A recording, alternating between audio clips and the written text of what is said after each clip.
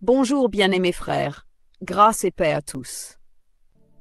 Je souhaite sincèrement que cette vidéo vous trouve, vous et votre famille, en bonne santé et fortifiés dans la foi. Mais je veux vous demander d'arrêter ce que vous êtes en train de faire maintenant. Car ce que vous allez entendre ensuite n'est pas simplement un autre message, mais un avertissement urgent directement du cœur de Dieu.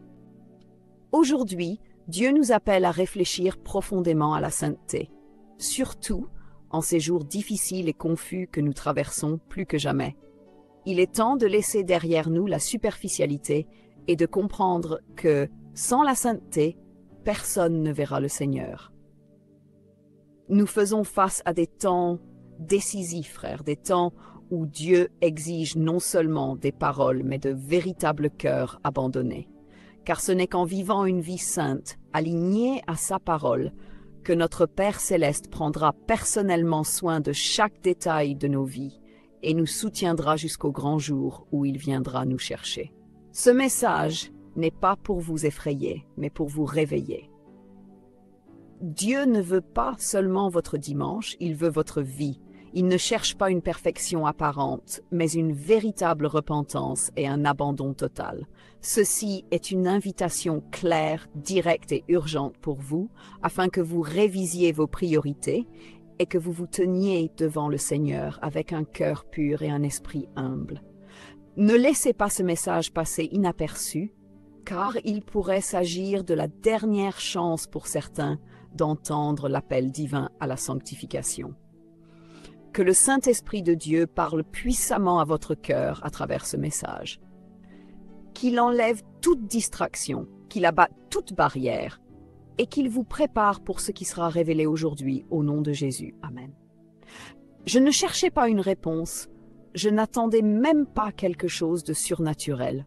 Je voulais juste dormir. Mais cette nuit-là, quelque chose d'extraordinaire est arrivé. J'ai fermé les yeux comme tous les autres jours, mais j'ai été emmenée dans un endroit où je n'étais jamais allée.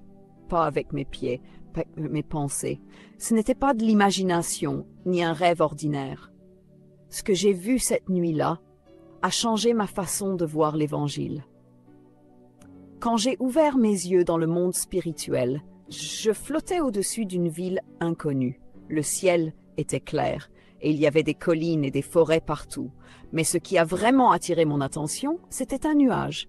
Un nuage vivant, géant, en forme de visage. C'était le visage d'un lion et de lui émanait de la gloire. Ce nuage n'était pas ordinaire. C'était une présence, une autorité qui me paralysait de l'intérieur. Il n'y avait aucun doute.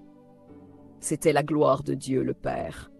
J'ai senti qu'il était à côté de moi et quelque chose à l'intérieur de moi disait que je n'étais pas là par hasard. C'est alors que j'ai entendu la voix. Une voix si puissante que chaque mot semblait transpercer mon âme. L'enlèvement de l'Église est proche. Ces mots m'ont rempli de peur. Pas n'importe quelle peur.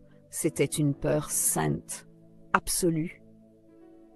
J'ai immédiatement compris que c'était pas seulement pour moi. C'était un avertissement, un appel, et je devais écouter chaque détail, car ce n'était pas une vision à oublier. C'était un avertissement à proclamer. Alors que je flottais dans cette ville, guidée par le nuage en forme de lion, j'ai réalisé que quelque chose me tirait vers un quartier précis. Je ne savais pas où j'allais, mais je savais que je n'étais pas seule. La gloire de Dieu me guidait, comme s'il savait exactement ce que j'avais besoin de voir. Nous sommes descendus vers une maison. C'était une maison ordinaire, si banale qu'il était douloureux de penser à ce qui allait s'y passer. J'ai vu un groupe de personnes réunies. On aurait dit un barbecue, des enfants qui couraient, des adultes qui riaient, de la musique en fond. Mais rien de cela n'était joyeux pour l'esprit.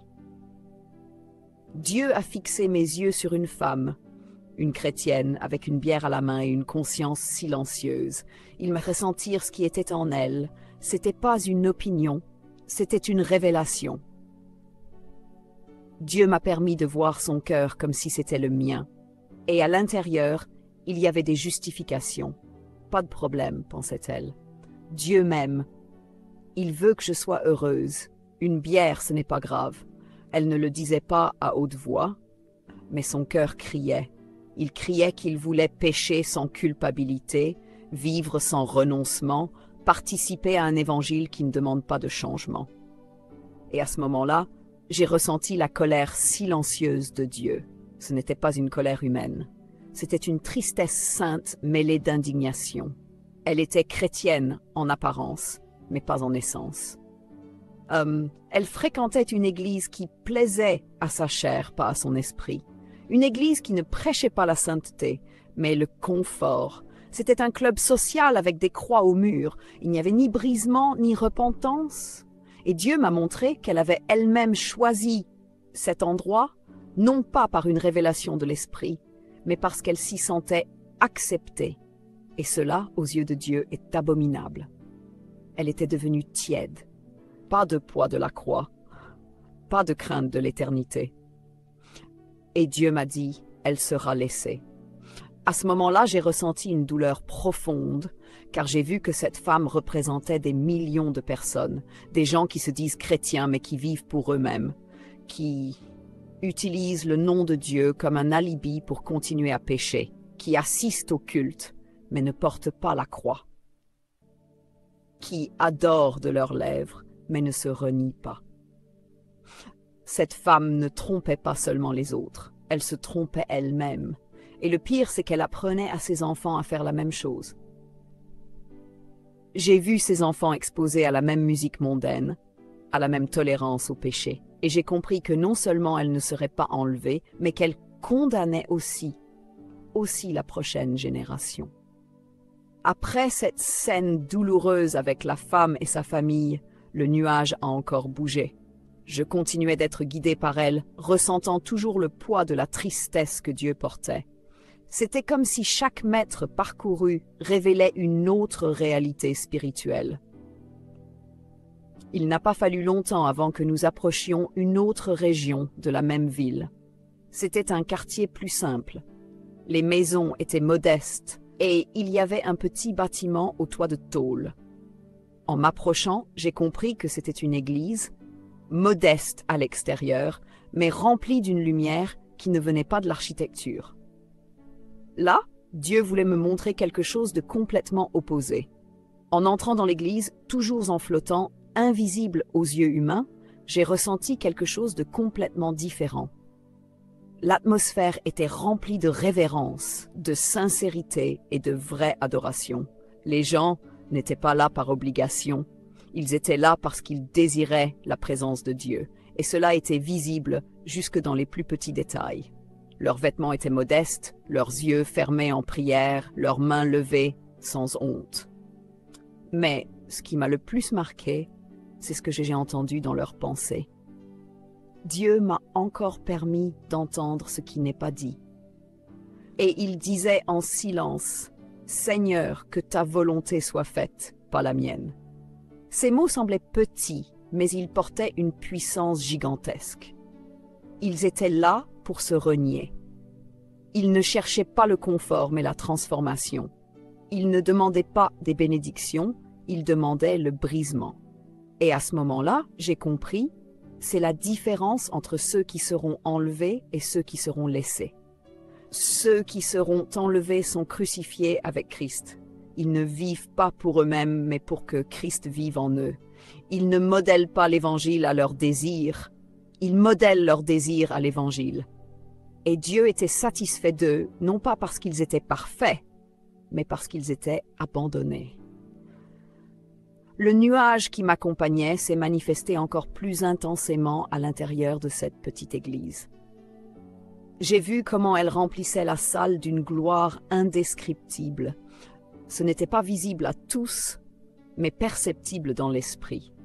Dieu était là. Il aimait cette assemblée parce qu'il protégeait la saine doctrine. Il ne tolérait pas les hérésies. Il ne négociait pas la vérité. Ils étaient simples mais fermes. Pauvres aux yeux du monde, mais riches aux yeux de Dieu. Ils gardaient la parole dans leur cœur, comme s'ils protégeaient un trésor de valeur éternelle. À ce moment-là, j'ai compris que c'était l'Église par laquelle Jésus reviendrait. Alors que je regardais, quelque chose d'inhabituel s'est produit. Un homme, à l'apparence religieuse, a essayé d'approcher de l'église. Il portait une Bible noire sous son bras, mais sa présence apportait du trouble. Les membres de l'église ont immédiatement fermé leurs portes. Ils ne l'ont pas laissé entrer. Et j'ai demandé au Seigneur pourquoi. Dieu m'a répondu fermement. Il représente l'hérésie, la doctrine d'erreur, la corruption qui souille. Cet homme était un symbole d'un évangile déformé. Il ne portait pas la croix, mais l'orgueil. Il représentait un mensonge déguisé en vérité. Dieu m'a montré que sa véritable Église ne tolère pas l'erreur, ne fait pas de place à la chair et ne se soumet pas à la culture. J'ai vu comment cette petite Église, même si elle était simple, était aussi solide qu'un mur. Il gardait la parole avec zèle. Il n'autorisait pas la contamination. Il restait ferme dans ce qu'ils avaient reçu. Et à ce moment-là, Dieu m'a révélé quelque chose de puissant. Mon Église ne cherche pas le confort, elle cherche la gloire, elle ne veut pas des applaudissements, elle veut la sainteté. Cela a résonné en moi comme une sentence de feu. Et cela m'a rappelé les paroles de Jésus.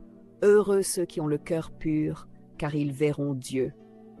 Ce n'était pas une question de taille, de structure ou de renommée. C'était une question de loyauté, de renoncement, d'obéissance, même quand cela fait mal. La vision n'était pas encore terminée. Le nuage avec le visage de lion qui me guidait a commencé à se déplacer rapidement. Et j'ai été emmenée dans un autre endroit. C'était comme si la gloire de Dieu elle-même avait une destination déjà tracée, et je n'avais qu'à suivre, voyant ce que les yeux humains ne peuvent pas voir. Nous avons atterri sur un nouveau bâtiment, et à première vue, cela ressemblait à une autre église simple, comme celle que nous venions de visiter. Mais cette fois, il faisait nuit, et tout était plus calme. À l'intérieur, quelques personnes arrivaient pour le culte. Je pouvais entendre leurs prières dans mes pensées. Ils disaient « Seigneur, nous sommes ici pour te servir, quoi qu'il en coûte ». C'est un véritable abandon et je ressentais la présence de l'Esprit planer sur cet endroit. Cependant, quelque chose d'étrange a commencé à se produire. Le nuage est entré dans l'église avant même que le service ne commence. Et contrairement à avant, il ne restait pas là pour bénir l'endroit. Il a commencé à faire sortir les gens un par un. J'ai vu des hommes et des femmes dirigés vers la sortie de l'église. Certains regardaient autour d'eux, confus, mais tous obéissaient. J'ai demandé à Dieu, « Seigneur, pourquoi les fais-tu partir alors qu'ils sont venus pour t'adorer ?» Et l'Esprit m'a répondu d'une voix ferme, « Parce que cette nuit, des hommes armés viendraient ici pour vous tuer, mais je suis le Dieu qui protège ceux qui m'obéissent. » C'est alors que j'ai compris que Dieu avait déjoué un plan de mort avant même qu'il ne s'accomplisse. J'ai alors vu une scène qui m'a transpercé le cœur. Dieu m'a montré ce qui était sur le point de se passer, parce qu'il n'était pas intervenu. Des trafiquants de drogue projetaient d'envahir cette petite église et d'exterminer les chrétiens à l'intérieur. Ils étaient remplis de haine, envoyés par quelqu'un qui haïssait le nom de Jésus. Tout était en train d'être mis en place en coulisses, sans que personne dans la congrégation ne le sache.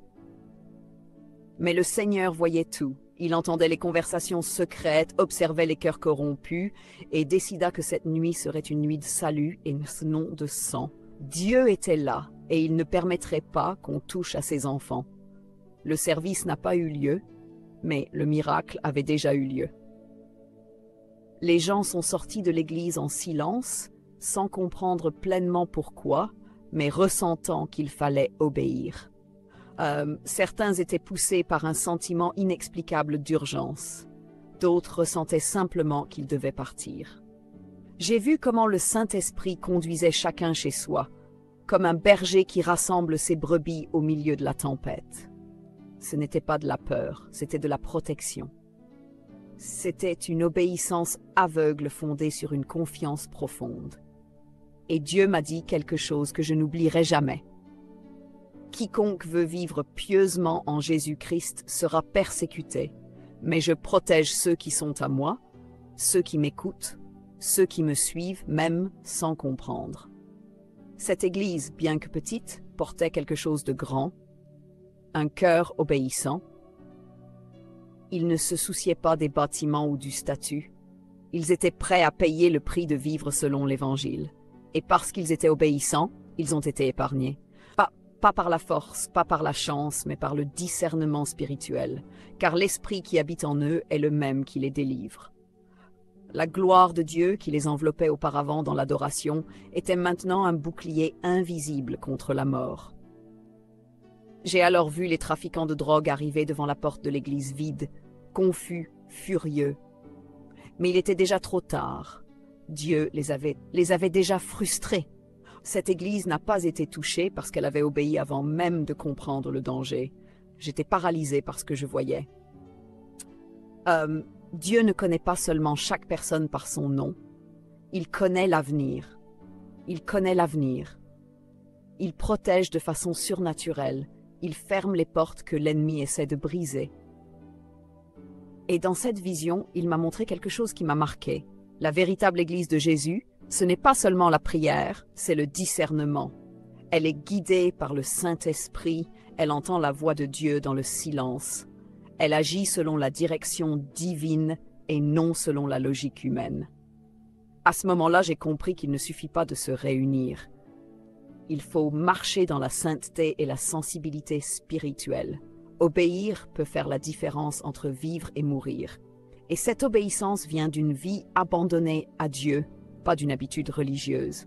Alors que le nuage s'éloignait de cette église qui avait été épargnée, mon cœur battait encore à tout rompre. Je ressentais un mélange de soulagement et de crainte. J'étais certain que Dieu garde les siens, mais j'ai aussi compris garde que ceux qui vivent dans la sainteté et l'obéissance. L'enlèvement ne concernera pas ceux qui assistent au culte, mais ceux qui vivent pour glorifier Dieu dans chaque détail. C'est à ce moment-là que la gloire m'a ramené à la maison de cette femme que j'avais vue au début, celle qui tenait une bière dans une main et sa conscience dans l'autre. Et ce que Dieu m'a montré maintenant était encore plus profond, car cette fois, il m'a permis de ressentir ce qu'il ressent quand il la regarde. L'atmosphère était différente. La scène était plus calme, presque comme si la joie s'était éteinte. La femme était seule, assise sur une chaise. Ses enfants jouaient à l'arrière-plan, mais quelque chose n'allait pas. Dieu m'a permis de voir son cœur à nouveau, et ce qui était autrefois une justification était maintenant de la froideur.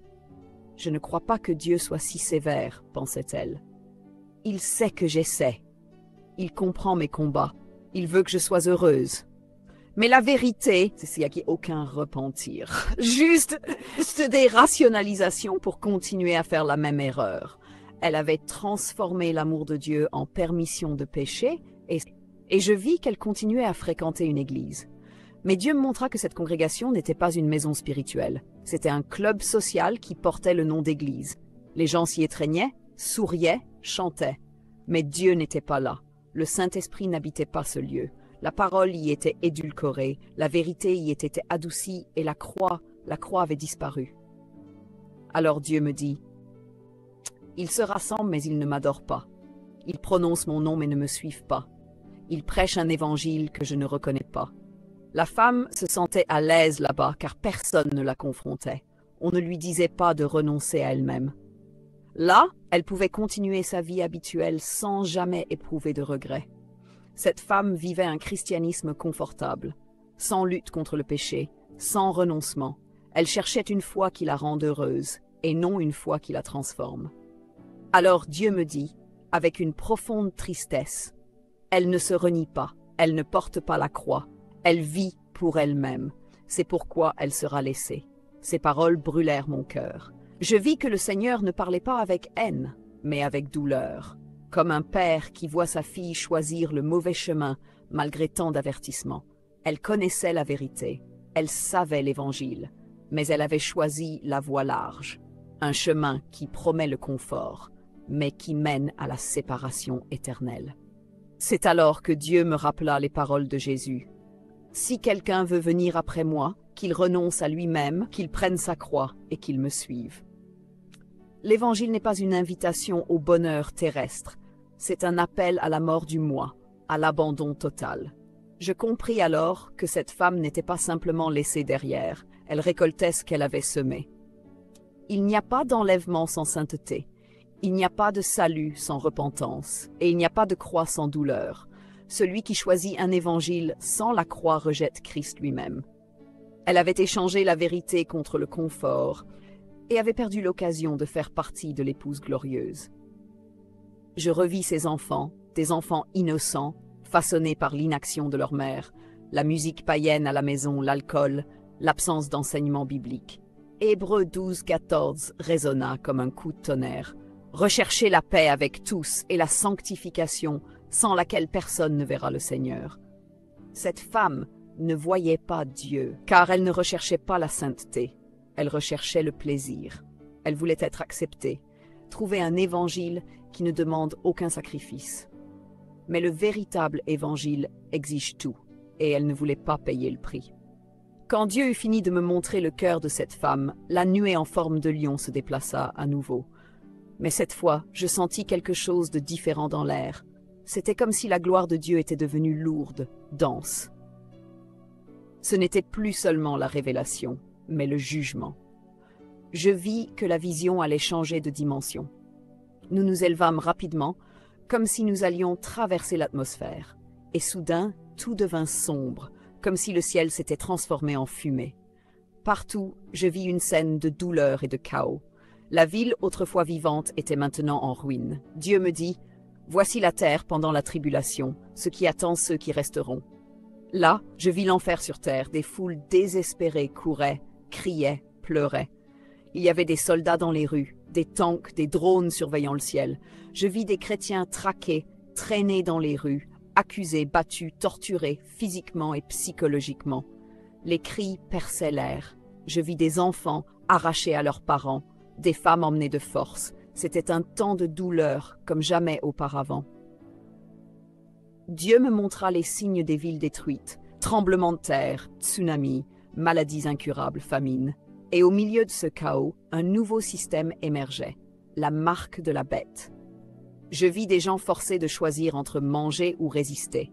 Ceux qui acceptaient la marque pouvaient survivre. Ceux qui refusaient étaient exécutés.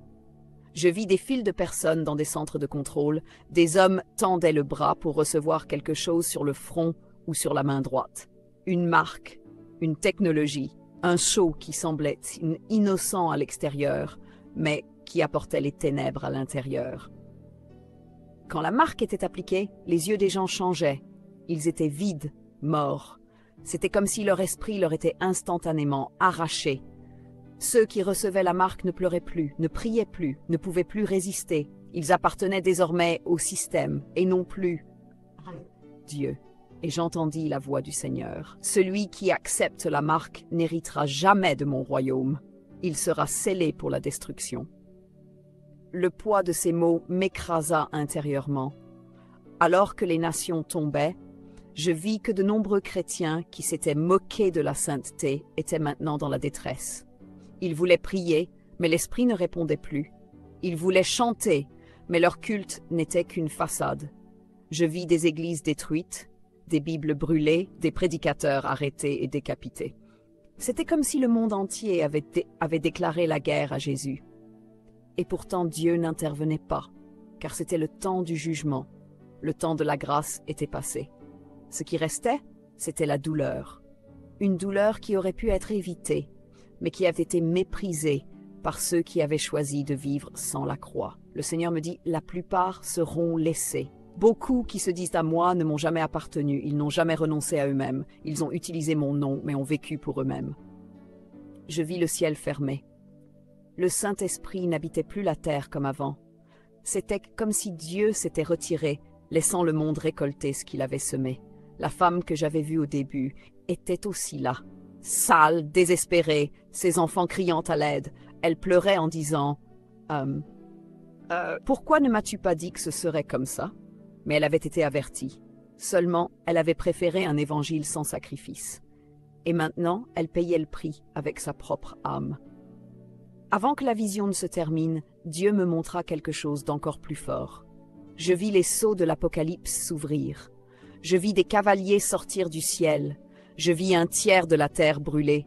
Je vis des étoiles tomber. Je vis la mer se transformer en sang. J'entendis des hurlements qui n'étaient plus humains. C'était l'effondrement total de l'humanité. Et Dieu me dit, « Celui qui rejette ma sainteté sera livré à ma colère, car je suis amour, mais je suis aussi un feu dévorant. » Alors j'entendis un dernier avertissement résonner. L'enlèvement est plus proche que jamais, et ceux qui resteront seront livrés à la terreur. La vision se termina là, mais le poids de cette révélation resta gravé dans mon esprit comme une cicatrice. Après cette vision de la tribulation, je ne pus retenir mes larmes. Mon esprit était accablé. Je ressentis la détresse de ceux qui étaient restés, la justice de Dieu contre les rebelles et la douleur de ceux qui se repentaient trop tard. Pourtant, la gloire du Seigneur m'entourait encore. La nuée en forme de lion était toujours avec moi. Et une fois de plus, nous commençâmes à descendre. Je vis un autre lieu, une église simple comme les précédentes, mais avec quelque chose de différent. Il y avait de la lumière qui sortait des fenêtres, même si c'était la nuit. Et Dieu me dit, « Maintenant je vais te montrer pourquoi certains seront enlevés. » C'était comme s'il m'ouvrait le cœur de la véritable épouse. Nous entrâmes dans ce lieu, et ce que je vis n'était pas un culte ordinaire. Ce n'était pas un spectacle, ni un événement. C'était de la brisure. Je vis des gens à genoux, pleurant en silence, les mains levées avec des larmes. Il n'y avait pas de mise en scène, juste sa présence. Je vis des hommes face contre terre, criant à Dieu pour le pardon. Des femmes intercédant pour leurs enfants, pour la ville, pour la sainteté. C'était l'opposé de ce que j'avais vu avant. Ici, personne ne cherchait les applaudissements. Tout cherchait la gloire de Dieu. Et en regardant de plus près, je vis que Dieu m'ouvrit leur cœur. Leur prière disait « Seigneur, vide-moi, qu'il ne reste rien de moi, seulement ta volonté. » Cela me brisa à l'intérieur. Ce qu'il y avait là n'était pas seulement une doctrine, c'était un esprit vivant. Ces croyants avaient compris que suivre Jésus ne consiste pas à être heureux, mais à être fidèle. Ce n'est pas une question de ressentir quelque chose, mais de vivre pour sa gloire. Je vis leur routine, leur choix, leur jeûne, leur renoncement. Ils disaient non au monde chaque jour, non par obligation, mais par amour. Et je compris que la sainteté n'était pas pour eux un fardeau, mais un privilège. Dieu me montra que chacune de leurs décisions comptait. Chaque renoncement était un parfum devant le trône. Chaque larme cachée était enregistrée dans le ciel. Alors le Seigneur me dit, « Voilà pourquoi je les enlèverai. » Ici, il n'y avait pas de théologie de la commodité, pas d'hérésie, pas de distorsion. Ils ne mélangeaient pas la parole. Quand quelqu'un venait avec de fausses doctrines, ils se levaient comme des gardiens de la vérité. L'un d'eux disait « Pas de levain ici ». Un autre disait « Je préfère perdre des amis que d'attrister l'esprit ». Ils étaient comme des murailles fermes, inébranlables, non parce qu'ils étaient parfaits, mais parce qu'ils étaient obéissants. Et Dieu me dit « Ceux que je prendrai sont ceux qui gardent ma parole comme ils gardent la vie. » C'était l'Église fidèle, celle qui ne négocie pas les principes, celle qui ne plie pas devant le monde. Je vis que beaucoup d'entre eux étaient persécutés. On les appelait fanatiques, radicaux, démodés. Certains perdaient leur travail, d'autres perdaient des amis, même des membres de leur famille. Mais aucun ne reculait. Ils disaient « Si je dois souffrir, qu'il en soit ainsi, mais je ne reculerai pas. » Je vis une jeune femme prier « Seigneur, si je dois te renier, alors prends ma vie d'abord. » Cela me déchira. Ils étaient réellement morts au monde, et c'est cela qui les rendait vivants pour Dieu. Le ciel ne les voyait pas comme des pauvres chrétiens, mais comme des héros de la foi. Et à cet instant, je compris, seuls les morts au monde s'envoleront lors de l'enlèvement. Ceux qui vivent pour eux-mêmes resteront. Le Seigneur me dit alors quelque chose qui résonne encore en moi. Ceux-là ne sont pas parfaits, mais ils sont à moi. Ils ont des failles, mais ils sont livrés. Ils trébuchent, mais ils se relèvent dans la repentance. Ils ne sont pas populaires, mais ils sont saints. Et là je compris que l'enlèvement ne concernera pas ceux que l'on voit, mais ceux qui sont connus de Dieu. Je vis que le ciel avait des noms gravés, pas des noms de célébrités, mais des noms de serviteurs cachés. qui aiment la parole et vivent comme si l'enlèvement avait lieu demain. Et Dieu ajouta, « Je viendrai chercher ceux qui me veulent plus que tout. » Voilà le critère, voilà la séparation. Après avoir contemplé l'Église vivante et fidèle, Dieu me transporta dans un nouveau décor. Nous descendîmes sur une grande ville, une métropole animée, remplie de grandes églises avec des lumières, des écrans géants et des files d'attente devant les portes. C'étaient des temples sophistiqués avec tout ce que le monde moderne pouvait offrir. Mais en entrant, quelque chose me déchira le cœur. Il n'y avait pas de gloire, pas de présence. C'était comme un théâtre bondé, mais sans ciel ouvert. Je vis des pupitres décorés, des prédicateurs souriants, des applaudissements, des rires, des foules émues, mais aucune brisure. Alors Dieu me dit, « Ces lieux existent encore, mais je les ai quittés. » Cette sentence me déchira. Je vis le Saint-Esprit à l'extérieur, comme s'il n'était plus le bienvenu. À l'intérieur, il avait été remplacé par la vanité, la prospérité, le coaching, les louanges et les applaudissements. Ce qui était dit était beau, mais vide. Ce qui était chanté était entraînant, mais sans onction. Je vis des gens être massés dans leur âme, mais pas transformés dans leur esprit. Puis le Seigneur m'a dit, « Ces églises n'attendent pas l'enlèvement, elles attendent les applaudissements.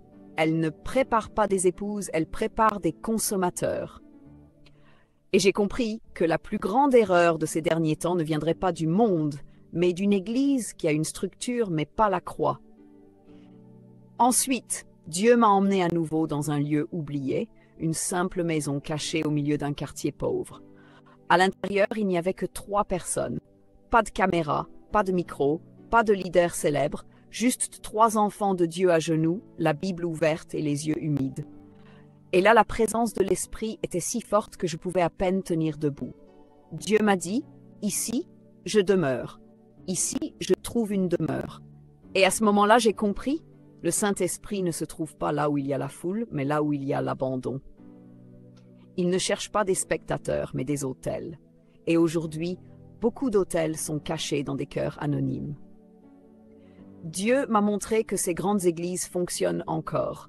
Mais ce qu'elles délivrent ne vient pas du trône, cela vient de l'ego. Ce sont des temples pleins de gens, mais vides de gloire. Ce sont des scènes où l'on prêche la motivation, mais pas le repentir. Et le Seigneur a dit, « Ils enlèvent le poids de la croix et appellent cela l'amour.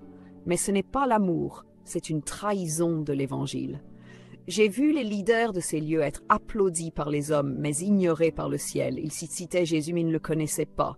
Ils appelaient les gens au succès, mais pas à la sainteté.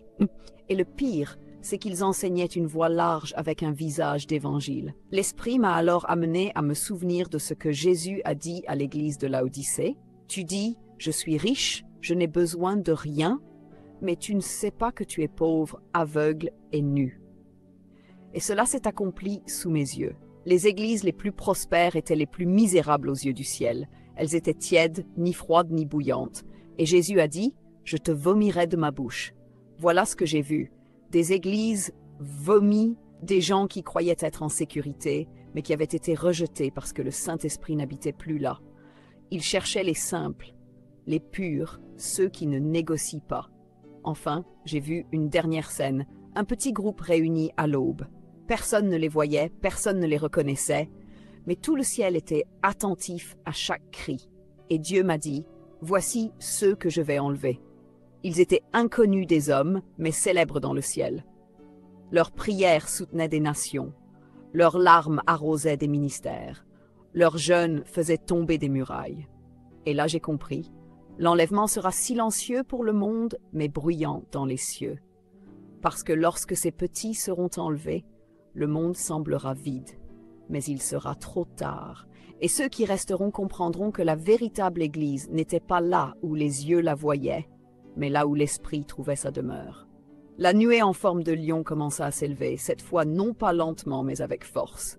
J'étais emporté comme si je traversais des couches invisibles entre le ciel et la terre. La ville en bas commença à disparaître, et une nouvelle atmosphère commença à se former autour de moi. C'était différent de tout ce que j'avais vu auparavant. Ce n'était ni bleu, ni gris. C'était comme une lumière vivante, un champ invisible de sainteté. Dieu me dit, Maintenant, tu vas voir l'enlèvement. Mes mains tremblaient, mon esprit était silencieux, et puis, comme en un instant, les cieux s'ouvrirent et la terre se figea. Il n'y eut pas d'explosion, pas de trompette visible. C'était comme le silence le plus profond jamais enregistré. J'ai vu des gens disparaître, mais pas tous. J'ai vu des enfants monter les bras ouverts. J'ai vu des personnes âgées sourire, les yeux pleins de lumière. J'ai vu des hommes et des femmes être enlevés dans les cieux sans poids, sans hâte, sans douleur. Leur corps brillait et leur visage était comme du feu pur. J'ai vu des maisons laissées derrière, des bibles ouvertes sur les tables, des casseroles sur le feu, des téléphones sonnaient, mais ils n'étaient plus là. Ils avaient été enlevés. Le ciel recueillait ses enfants avec le soin d'un père, revenant chercher ceux qu'il aime. Pendant ce temps, le monde sombrait dans le désespoir. Des conducteurs disparaissaient dans la circulation. Des avions s'écrasaient. Des enfants disparaissaient des écoles. Des enseignants s'arrêtaient et criaient à l'aide. Des mères se jetaient à terre à la recherche de leurs enfants. Mais ceux qui étaient partis ne revenaient pas. Il n'y avait aucun avertissement humain. Seul le ciel savait. Les informations commencèrent à exploser. Des milliers de personnes disparaissent mystérieusement. Mais ce n'était pas un mystère, c'était la promesse. C'est ce que beaucoup ont tourné en dérision. C'est ce que les prophètes avaient averti. C'est ce que Jésus avait annoncé. 2 seront dans un même lit, l'un sera pris, l'autre laissé. Et maintenant se produisait sous mes yeux. J'ai tourné mon regard vers le ciel et j'ai vu ceux qui montaient être accueillis par une multitude d'anges. C'était comme une cérémonie silencieuse, sans applaudissements ni chants, mais avec une gloire indescriptible. Chaque personne enlevée recevait un corps nouveau, incorruptible. Leurs yeux voyaient enfin ce qu'ils savaient qu'ils avaient remporté. Et la seule chose qu'ils pouvaient dire était « Saint, Saint, Saint est le Seigneur ». J'ai vu des larmes de soulagement, j'ai vu des mains levées en adoration, j'ai vu des enfants retrouvant leurs parents.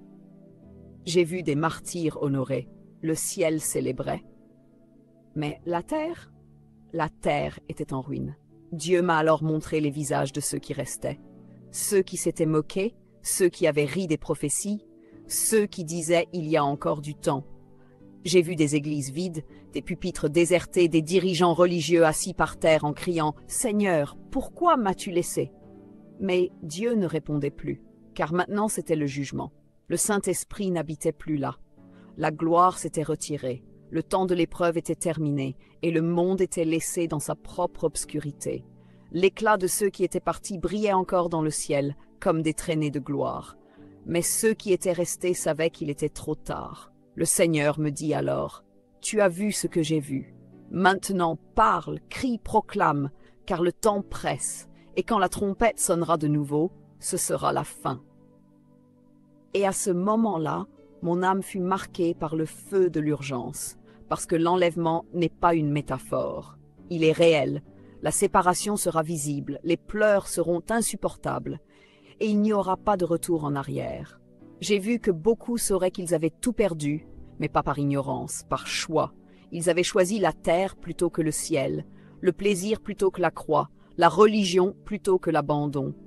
Et à ce moment-là, j'ai compris, chaque décision compte. Chaque pas nous rapproche ou nous éloigne de l'éternité. Alors que le ciel commençait à disparaître devant mes yeux, la nuée en forme de lion descendit sur moi une dernière fois, pas avec colère, mais avec douleur, pas avec poids, mais avec autorité. Comme s'il disait « Je t'ai tout montré. Maintenant, parle. » J'ai senti que je revenais sur terre, mais rien en moi n'était plus pareil. Mes yeux ne voyaient plus comme avant. Mon cœur ne battait plus comme avant. J'avais vu l'enlèvement de mes propres yeux, et j'ai compris ce que beaucoup ignorent. L'éternité est réelle, et elle est plus proche que tu ne le penses. Je suis revenu dans mon corps, mais mon esprit était en feu. Quand je me suis levé ce matin-là, tout semblait normal. Le soleil se levait, les oiseaux chantaient, mais à l'intérieur de moi, je portais une urgence qui brûlait comme du feu. C'était comme si j'étais mort et revenu avec un mandat venu directement du trône. Je me suis assis au bord du lit et j'ai pleuré. Pas pour la douleur de ce monde, mais pour les âmes encore aveugles. Pour les églises qui jouent encore avec l'Évangile. pour les enfants de Dieu qui vivent encore comme s'ils avaient tout le temps du monde. Le Seigneur m'a dit, parle, même s'ils ne croient pas, même s'ils se moquent, même s'ils te tournent le dos, quelqu'un écoutera, quelqu'un se donnera. Et c'est pour cela que je te dis tout cela, non pas pour faire peur, mais pour réveiller, non pas pour divertir, mais pour avertir. Parce que la vérité est celle-ci, des milliers resteront et peu seront enlevés. Non pas à cause de l'injustice de Dieu, mais parce que beaucoup ont rejeté la vérité. Ils veulent une foi légère, superficielle, confortable. Mais l'enlèvement n'est pas pour ceux qui assistent au culte. Il est pour ceux qui portent la croix. Il est pour ceux qui vivent crucifiés avec Christ. Il est pour ceux qui préfèrent être saints plutôt que populaires. Il est pour ceux qui décident de mourir à eux-mêmes chaque jour. Et si tu n'as encore compris cela, je t'en supplie, n'attends pas que la trompette sonne pour le découvrir. Depuis ce jour, je n'ai plus jamais pu vivre comme avant. Je ne peux plus supporter les cultes superficiels comme si tout allait bien. Je ne peux plus écouter des prédications sans onction, sans sainteté, sans direction. Mon esprit est devenu sensible à ce qui vient de Dieu et à ce qui n'est que performance. Et ce qui me blesse, c'est de voir tant d'enfants de Dieu perdre leur temps, tant de frères jouer avec la grâce, tant d'églises parler de bénédiction, mais oublier la croix. L'enlèvement ne sera pas annoncé sur des panneaux publicitaires. Il sera silencieux, soudain, définitif. Et quand il arrivera, il n'y aura plus de temps pour regretter, juste le jugement. Et le jugement commencera dans la maison de Dieu. Si tu es arrivé jusqu'ici en lisant ce message, c'est que Dieu t'a choisi pour l'entendre. Ne l'ignore pas. N'éteins pas ce feu. Ne continue pas à vivre comme si tout était garanti. Parce que la vérité, c'est que vivre pour soi-même est le plus grand risque spirituel qui existe. Il ne s'agit pas seulement de gros péchés visibles. Il s'agit de vivre sans sainteté. Il s'agit de garder les apparences, tout en abandonnant l'essentiel. Il s'agit de dire « Seigneur, Seigneur » et d'entendre « Je ne te connais pas ». Je ne suis pas revenu de cette rencontre pour être un chrétien de plus. Je suis revenu pour être une voix, une trompette, une flèche. Et maintenant, je te passe ce flambeau, car le temps de jouer avec l'Évangile est terminé. L'enlèvement est proche. La tribulation sera pire que tout ce que ce monde a jamais vu. Et il n'y aura plus de temps pour des débats, des opinions ou des excuses. Ce sera le temps de la gloire et de la terreur. Et il n'y a que deux issues, monter avec Christ ou descendre avec le système. Quel choix fais-tu de ta vie maintenant? Parce que chaque pensée compte, chaque décision pèse, chaque distraction t'éloigne, chaque renoncement te rapproche. Il ne suffit pas de connaître la vérité, il faut la vivre. Il ne suffit pas de craindre l'enfer. Il faut aimer la sainteté. Le temps presse et le ciel est prêt. Mais toi, l'es-tu? L'es-tu? Si tu as lu tout ce que je t'ai partagé jusqu'ici, comprends que ce n'était pas une histoire. C'était pas un rêve quelconque. Ce n'était pas une production émotionnelle pour t'impressionner. C'était un avertissement, un appel d'amour venu directement du trône. Parce que le ciel cherche encore des cœurs brisés. Il reste encore un peu de temps, mais pas beaucoup. La porte est encore ouverte, mais elle est sur le point de se fermer.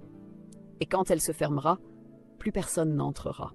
Es-tu prêt à affronter Jésus, prêt à le regarder dans les yeux et à entendre le verdict sur ta vie? Parce que ce jour est fixé et chaque seconde de plus est une miséricorde qui t'est encore accordée. Peut-être que tu te dis chrétien, que tu vas à l'église, que tu chantes des louanges, que tu pries avant les repas. Mais la question que le ciel te pose aujourd'hui est: es-tu déjà mort à toi-même? As-tu déjà tout remis? As-tu abandonné tes péchés cachés? As-tu brisé les idoles que tu as créées dans ton esprit? As-tu cessé de négocier la vérité pour plaire aux gens? T'es-tu renoncé pour vivre pour Christ? Parce que le salut n'est pas une religion, c'est un abandon. C'est pas un événement, c'est un sacrifice. L'évangile est gratuit, mais il demande tout. Et cette génération a besoin de se réveiller. Tu dois comprendre que Jésus ne revient pas chercher des suiveurs. Il revient chercher des disciples crucifiés. Et si à cet instant précis le ciel s'ouvrait, où irais-tu? Serais-tu pris ou laissé? Entendrais-tu bon et fidèle serviteur, ou je ne connais pas la question la plus sérieuse qu'on puisse te poser, parce que ce n'est pas une question de religion, c'est une question d'éternité. Ce n'est pas ce que tu as fait hier qui compte, mais qui tu es maintenant. Alors si tu ressens ce serrement dans ton cœur, ce malaise dans ton âme, ce n'est pas de l'émotion. C'est le Saint-Esprit qui t'appelle. Il ne te condamne pas. Il t'offre une nouvelle chance, et peut-être que ce sera la dernière. Si tu veux donner ta vie maintenant, pas symboliquement, mais vraiment profondément avec vérité, alors ferme les yeux et répète cette prière avec foi. Seigneur Jésus, je reconnais que je suis pécheur, que j'ai plus vécu pour moi-même que pour toi. Aujourd'hui, je te demande pardon. Je me renonce, je me vide de ma volonté, je me repense de chaque port de ton chemin. Lave-moi par ton sang, écris mon nom dans le livre de vie, apprends-moi à vivre pour ta gloire, remplis-moi de ton esprit. À partir d'aujourd'hui, je ne m'appartiens plus, je suis à toi. Au nom de Jésus, Amen. Si tu as prié cette prière avec vérité, sache que le ciel t'a entendu. Et maintenant, la prochaine étape est de vivre comme quelqu'un qui a été sauvé. La sainteté n'est pas un fardeau, c'est un honneur, c'est la preuve qu'il vit en toi. Se renoncer n'est pas une torture, c'est la preuve que tu es ressuscité avec Christ. Et à toi, chrétien qui marche déjà avec Jésus, mais qui a perdu le feu, la croix, la vigilance, réveille-toi, car il reste encore un peu de temps, mais pas beaucoup. L'enlèvement est proche. Ne te laisse pas distraire par ce monde. Ne te conforme pas à ce système. Sois saint, sois vigilant, sois rempli du Saint-Esprit, parce que lorsque le ciel s'ouvrira, seuls ceux qui sont morts à eux-mêmes s'élèveront. Peut-être que, pendant que vous écoutez, quelque chose en vous vous pousse à revenir à Dieu ou à lui donner votre vie. N'ignorez pas cette voix. Jésus vous appelle aujourd'hui avec amour et miséricorde. Il veut que vous soyez proche de lui. Il veut vous guérir, vous restaurer, vous pardonner et marcher avec vous tous les jours de votre vie. Alors si tel est le cas, faisons ensemble cette prière. Dites Seigneur Jésus, je reconnais que je suis pécheur et que j'ai besoin de ton pardon. Merci d'avoir donné ta vie pour moi à la croix. Aujourd'hui, je viens à toi de tout mon cœur. Je me repens de mes péchés. Viens dans ma vie, sois mon Sauveur et mon Seigneur. Je te donne mon cœur, ma volonté, ma vie entière. Remplis-moi de ton Saint-Esprit et guide-moi dans ta vérité. Je veux te suivre jusqu'à la fin. Au nom de Jésus. Amen. Et maintenant, voici quelques conseils importants. Cherche un vrai serviteur de Dieu, un pasteur ou un homme de Dieu fidèle à la Bible, qui pourra t'accompagner et te baptiser si tu ne l'es pas encore. Rejoins une église vivante où Jésus est prêché, où les frères et sœurs marchent dans la vérité et l'amour, pour que tu ne sois plus seul dans ta marche. Lis la parole de Dieu chaque jour et cherche avec zèle le baptême du Saint-Esprit, car c'est lui qui t'aidera à mener une vie sainte, une vie selon la volonté de Dieu. Prie constamment. Parle à Dieu chaque jour. Sois honnête, persévère, et il agira puissamment dans ta vie. Souviens-toi, Jésus revient très bientôt. Prépare ton cœur, marche dans la sainteté, et ne regarde plus en arrière. Si tu as fait cette prière, envoie un message, commente ou parle à quelqu'un de confiance. Tu n'es plus seul. Bienvenue dans la famille de Dieu. Merci de vous abonner à notre chaîne, de liker et de partager nos contenus. Cela nous